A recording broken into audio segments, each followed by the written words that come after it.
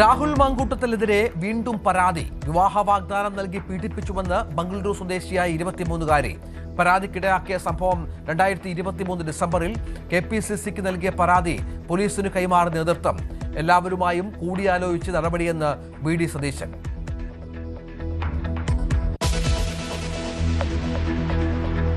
രാഹുൽ ഒളിവിൽ കഴിയുന്നത് ബംഗളൂരുവിലെന്ന് സൂചന. ബംഗളൂരുവിലും പൊള്ളാച്ചിയിലും പരിശോധന. മുൻകൂർ ജാമ്യ ഹർജിയുടെ വാദം അടച്ചിട്ട മുറിയിൽ കേൾക്കണമെന്ന് രാഹുൽ മാങ്കൂട്ടത്തിൽ. അതിജീവിതയെ അപമാനിച്ചതിൽ കൂടുതൽ പേർക്കെതിരെ കേസ്. ജാമ്യം തേടി രാഹുൽ ഈശ്വറും കോടതിയിൽ.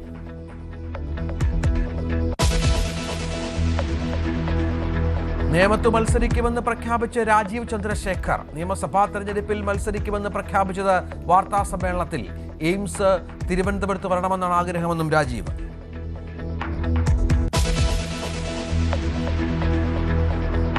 ശബരിമലയ്ക്ക് മാലയിട്ടവരെ കോളേജിൽ പ്രവേശിപ്പിച്ചില്ലെന്ന് പരാതി. സംഭവം കർണാടക ചിക്കമംഗലൂരുവിൽ 3 വിദ്യാർത്ഥികളോട് കോളേജിൽ പ്രവേശിക്കുന്നതിന് മുൻപ് മാലയൂരാൻ ആവശ്യപ്പെട്ടെന്നാരോപണം.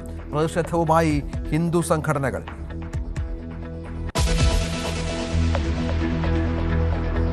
KSRTC ബസ് തടഞ്ഞ സംഭവത്തിൽ മേയർ ആര്യ രാജേന്ദ്രനെയും ഭർത്താവ് സച്ചിൻ ദേവിനെയും ഒഴിവാക്കി കുറ്റപത്രം.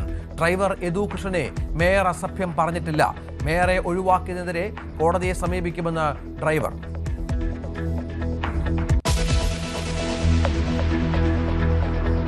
മസാല ബോണ്ട് പണം വകമാറ്റിയതിൽ മുഖ്യമന്ത്രിക്ക് വ്യക്തമായ പങ്കെന്ന് ED. മുഖ്യമന്ത്രി അധ്യക്ഷനായ യോഗത്തിൽ ഭൂമി വാങ്ങാൻ തീരുമാനമെടുത്തു. കിഫ്ബി ഡയറക്ടർ ബോർഡ് യോഗത്തിന്റെ മിനിറ്റ്സ് ഉൾപ്പെടുത്തി ED റിപ്പോർട്ട്. കർണാടകയിൽ താൽക്കാലിക വെടിനിർത്തൽ. പ്രഭാത ഭക്ഷണം കഴിഞ്ഞ് സൗഹൃദം പങ്കിട്ട് സിദ്ധരാമയ്യയും DK ശിവകുമാറും. വികസനം തുടരുമെന്ന് DK ശിവകുമാർ. താനും DKയും ഒറ്റക്കെട്ടെന്ന് സിദ്ധരാമയ്യ.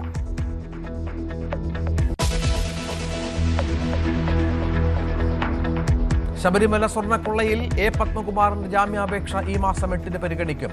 മിനിറ്റ്സിൽ ചെമ്പ് എന്നെഴുതിയത് മറ്റ് ബോർഡ് അംഗങ്ങളുടെ അറിവോടെയെന്ന് വാദം. തെറ്റുപറ്റിയെങ്കിൽ തനിക്ക് മാത്രമല്ല ഉത്തരവാദിത്തമെന്ന് ജാമ്യാപേക്ഷയിൽ പത്മകുമാർ.